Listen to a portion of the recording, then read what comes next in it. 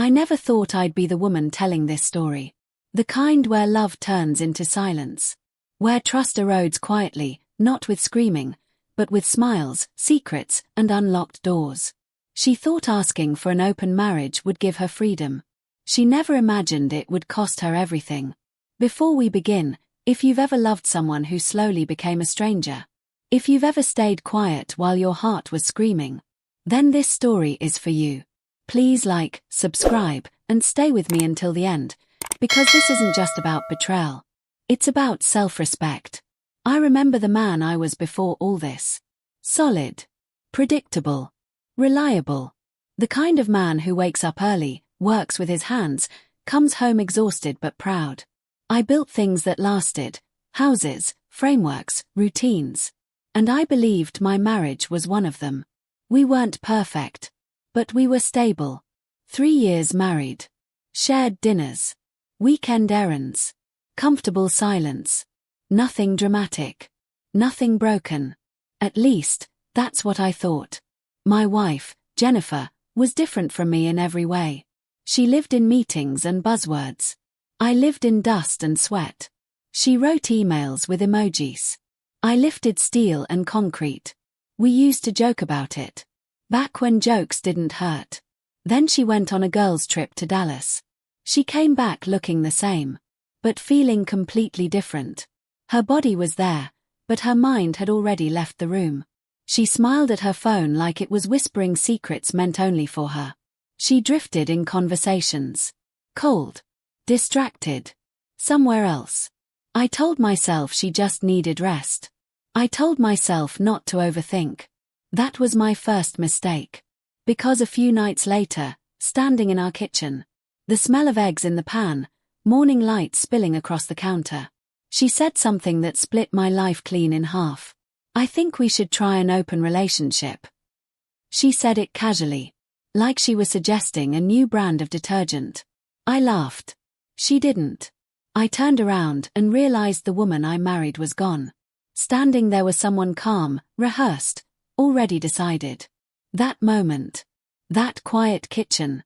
That was where my marriage stopped being ours. And started becoming a negotiation I never agreed to join. And I swear, something inside me went silent. Not angry. Not loud. Just, awake. I didn't answer her right away. I stood there with the spatula in my hand, eggs half cooked, heart fully stunned. There's a very specific kind of silence that happens when your reality fractures. Not loud, not dramatic. Just hollow. I asked her where this was coming from. She shrugged. That shrug still haunts me. The kind that says I've already moved on, I'm just informing you. She talked about growth. About freedom. About how a lot of couples do this now. She said it the way people talk about trends, like monogamy was just an outdated app that needed deleting. And then she mentioned her friend. The loud one. The reckless one. The woman who treated commitment like a disease and called chaos self-care. As she spoke, I realized something painful and sharp. This wasn't curiosity. This wasn't confusion. This was permission-seeking. She wasn't asking me to explore with her. She was asking me to step aside while she explored without guilt. I looked at her and tried to recognize the woman who once said cheating was unforgivable. That woman wouldn't even flinch at the word loyalty. Now she was packaging betrayal with softer language. I didn't yell. I didn't argue. I didn't plead. I just listened. Because when people talk long enough, they reveal everything. That night, I said something that shocked her. Okay, I said. We can try it. Her face lit up like I'd handed her a winning ticket. She asked if I was sure. I told her yes. But inside, something hardened. I knew then, deep in my chest, that this wasn't about love anymore. This was about watching what someone does when they believe there are no consequences. And Jennifer. She wasted no time. New clothes appeared. Perfume I'd never smelled before, expensive, unfamiliar. Late nights. Vague excuses. Her phone never left her hand. I noticed everything. I just didn't react. Because silence, when used correctly, isn't weakness. It's strategy. And while she thought she was stepping into freedom, I was stepping back, watching, listening, waiting. The house felt different. Colder. Like the walls knew something I hadn't fully accepted yet. And then my sister called. Her voice wasn't gentle. It was urgent. "Can we talk?" she asked. "It's about Jennifer." And in that moment, I knew the truth was already out there. When my sister Nora showed up, she didn't come with sympathy. She came with facts. She didn't ease into it. Didn't ask how I was holding up. She walked into my living room, sat down, looked me dead in the eye, and said the words I already felt in my bones. "She's already cheating on you." Not might be.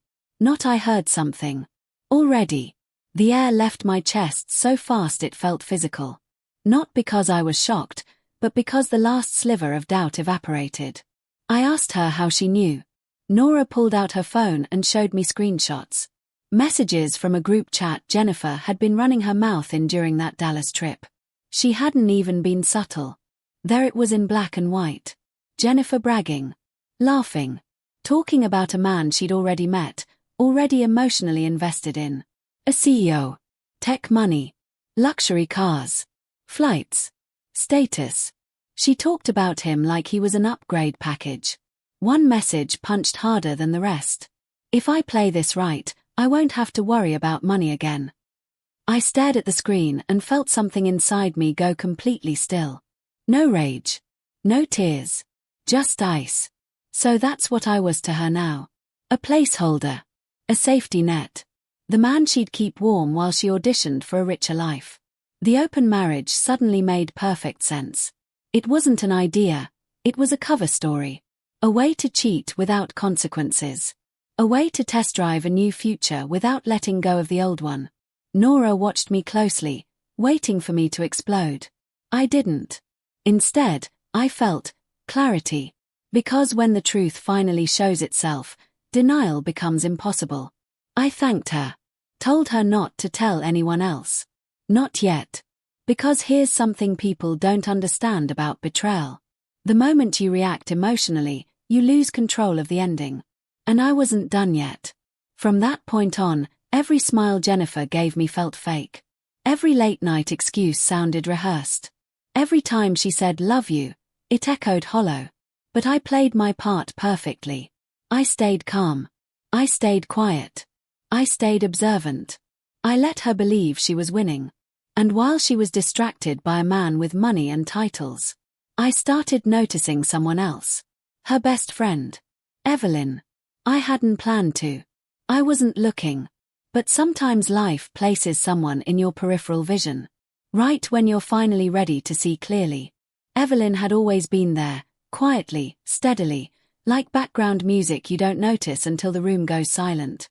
She wasn't loud like Jennifer's other friends. She didn't compete for attention or narrate her own life like a reality show. She watched. She listened. After Nora's revelation, my awareness sharpened. I started replaying old moments in my head, the ones I'd dismissed as nothing. The way Evelyn stayed back after gatherings to help clean. The way she watched me work, genuinely curious, not performative. The way she never once encouraged Jennifer's recklessness. And then she texted me. "Hey, how are you holding up?"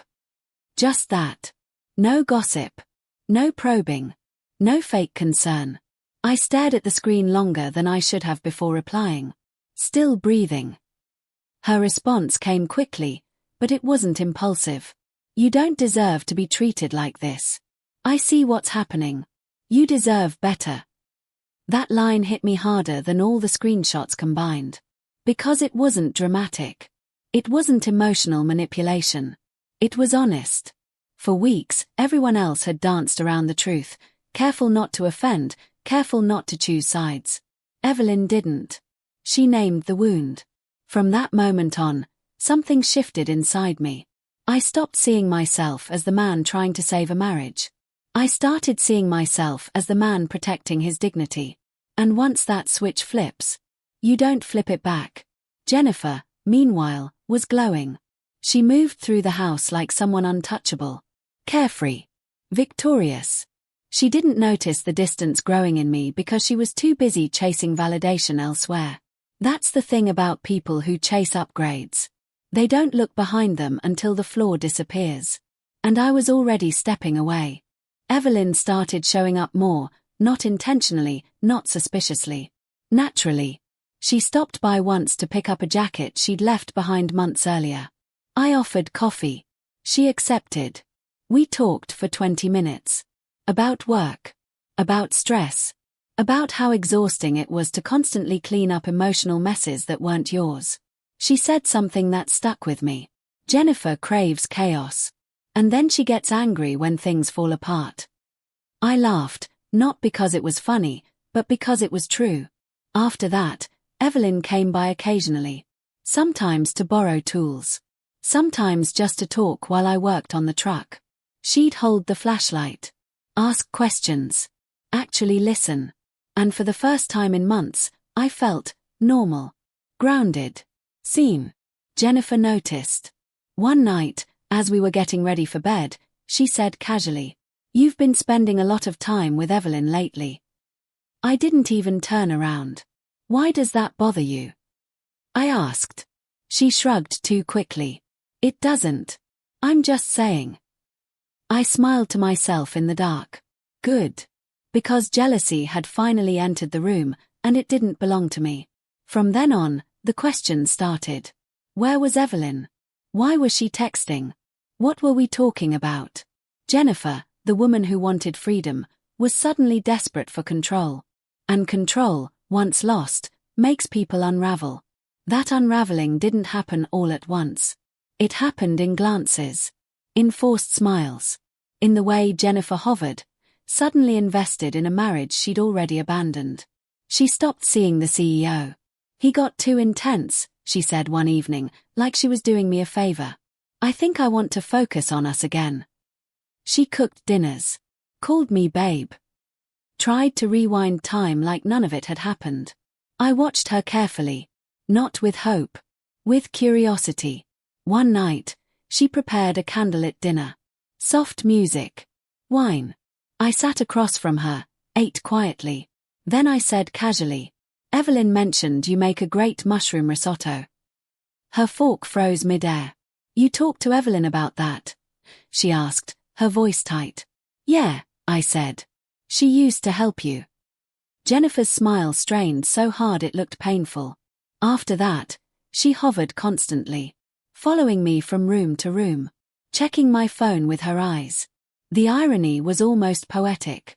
She wanted openness, until she realized it worked both ways. The final crack came one weekend. I invited Evelyn over to help with the back fence. Jennifer was home, pretending to read a book she hadn't turned a page of. Evelyn and I worked outside, laughing, teasing, comfortable. The sun was warm. The air felt lighter than it had in months. I looked up and saw Jennifer standing at the window, completely still. Watching. I waved. She disappeared. That night, Jennifer tried guilt. "I feel like you're pushing me away," she said softly. I met her eyes.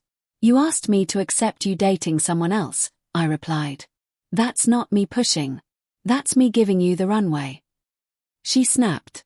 "You never really wanted this. You said yes to trap me." I stayed calm. "No," I said. "I said yes because I wanted to see how fast you'd run to someone else." She stormed off. The next morning, Evelyn texted. She called me. "She's losing it." I replied. "Good." Because Jennifer didn't want freedom. She wanted options without consequences. And she was finally realizing. The door she opened. I was already walking through it. There's a strange calm that comes right before everything changes. Not peace, clarity. That's where I was. I wasn't angry anymore. Anger burns too fast, too loud. What I felt was quieter, heavier, deliberate. Evelyn and I had crossed an invisible line, not with touch, not with betrayal, but with truth. With honesty that didn't need disguises. I invited her to dinner. Not at my house. Neutral ground. She showed up with homemade lasagna. Real food. Comfort food. The kind of meal you make when you care how someone feels, not how you're perceived. We sat across from each other, laughing softly, the noise of the outside world muted. No chaos. No manipulation. No emotional tests. Halfway through, I put my fork down. I don't want to play games anymore. She didn't look surprised. She looked relieved. Neither do I, she said. Then she told me the truth she'd been holding back for years. That she'd always liked me. That she never crossed lines because loyalty mattered to her. That she saw how I built, not just with my hands, but with consistency. I looked at her and felt something I hadn't felt in a long time. Chosen. I'm choosing you, I said.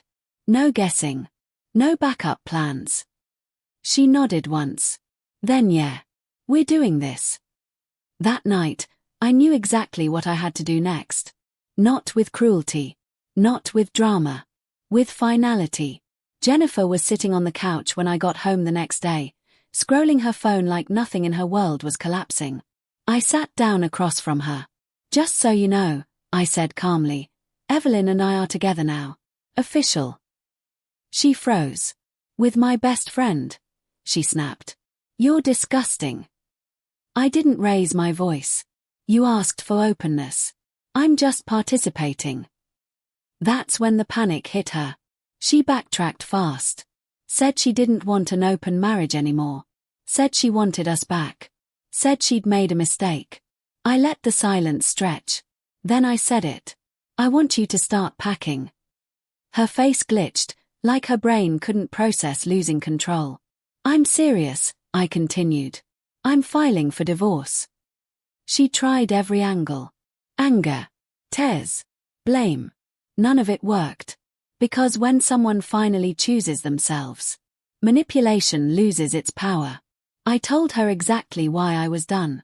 Because she treated loyalty like something disposable. Because she tried to upgrade out of a marriage while keeping me as insurance. And when I walked past her, calm and unmoved, I knew. That was the moment she understood. She had lost.